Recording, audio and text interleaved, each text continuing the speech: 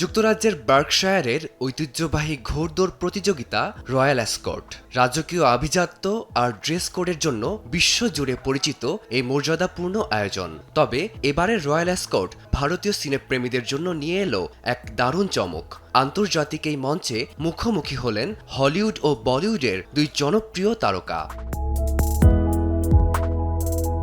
বলিউড অভিনেত্রী সারা আলি খান ও সুপারম্যান খ্যাত Hollywood megastar Henry Cavill royal অ্যাসকর্টের আমন্ত্রিত অতিথি হিসেবে হাজির হয়ে ছবিও তুলেছেন। অনুষ্ঠানের আভিজাত্য বজায় রেখে দুজনেই হাজির হয়েছিলেন নজরকাড়া লুকে। সারা আলি খানের পরনে ছিল আন্তর্জাতিক ফ্যাশন ও রয়্যাল অ্যাসকর্টের ঐতিহ্যের সাথে মানানসই মার্জিত পোশাক এবং হ্যাট।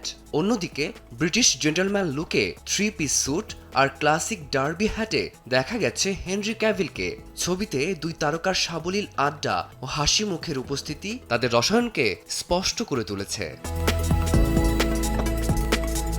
ছবিগুলো ভাইরাল হতেই সামাজিক মাধ্যমে শুরু হয়েছে তুমুল আলোচনা। গ্লোবাল প্ল্যাটফর্মে ভারতের প্রতিনিধি হিসেবে সারার এই উপস্থিতি এবং হেনরি ক্যাভিলের মতো বিশ্বখ্যাত তারকার সাথে কুশল বিনিময়কে অনেকেই দেখছেন অভিনেত্রীর ক্যারিয়ারের একটি বড় মাইলফলক হিসেবে। কান চলচ্চিত্র উৎসব কিংবা আন্তর্জাতিক ফ্যাশন উইকের পর এই আয়োজন বিশ্ব মঞ্চে সারার অবস্থানকে করল আরও জোরালো।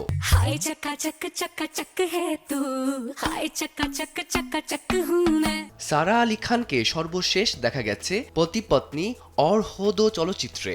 তবে খুব শীঘ্রই তিনি পর্দায় ফিরছেন নতুন অবতারে।